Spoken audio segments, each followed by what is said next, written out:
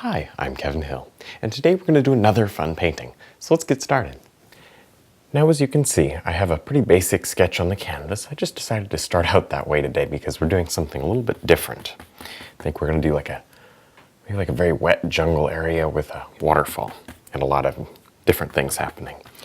So, I'm going to take my 1-inch brush right through a little bit of white and blue, touchy yellow ochre, not much, just to kind of give it a warmth. It won't really turn it green if you put just the tiniest bit. And I'm going to drop in our sky today. There we go, the sky is done. That was pretty simple.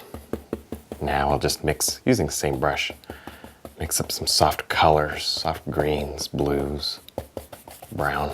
Let's see what this does for us. There, just stick a little bit of softness back here, like some distant trees that are growing.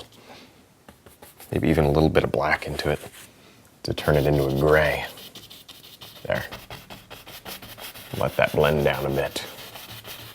Now I'm just throwing in a basic area here, kind of starting the waterfall. Not really doing anything, but just brushing a little bit of blue color down on here.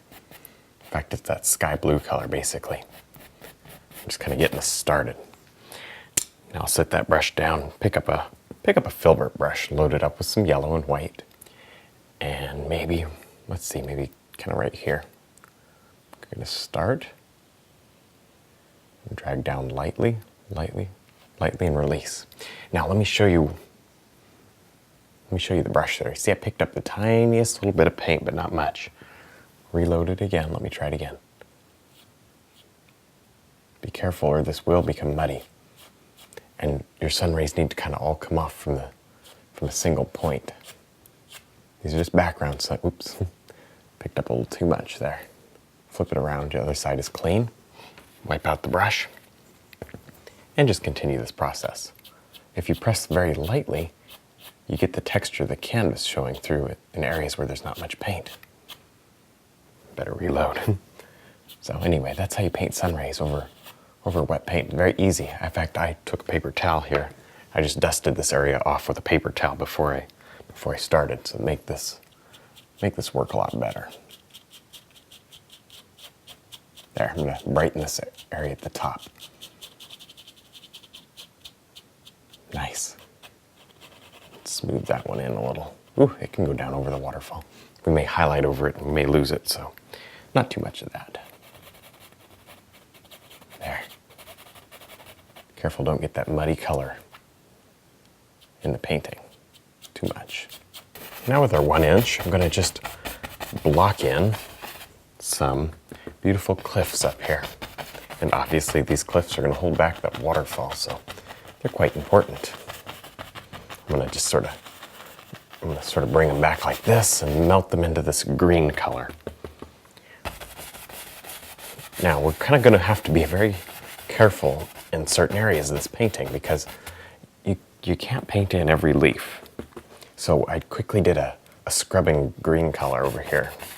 Very, very subtle green, yellow, touch of brown in it, some white, and it was very loose. And I did that over there too, slightly darker over there. And the reason for that is I'm going to paint over this, but leave the textures in there, and it'll look like leaves where you didn't paint any. Background, distant things, and that's the only way we're going to be able to get this painting done. You cannot paint everything in. It just is not going to work. Number one, it'd probably be too busy, and number two, you'd be here all day. So those are the reasons. Melt that right back in there. Good. Soft edges back here.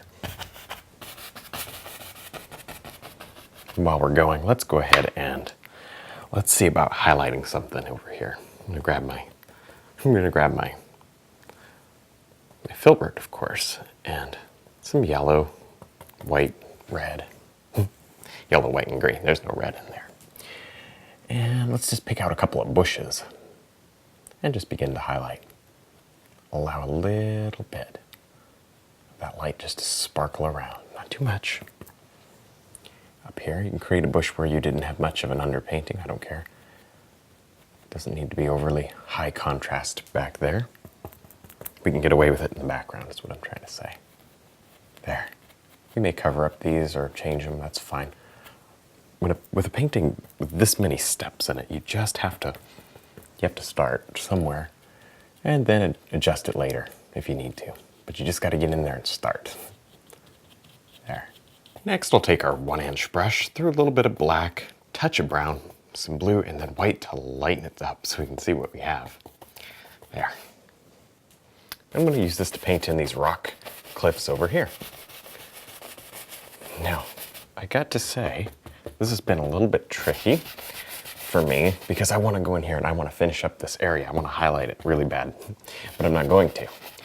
Instead, I feel like it would be smarter to go ahead and block in most of this painting, get everything set up, and then go back and add our highlights.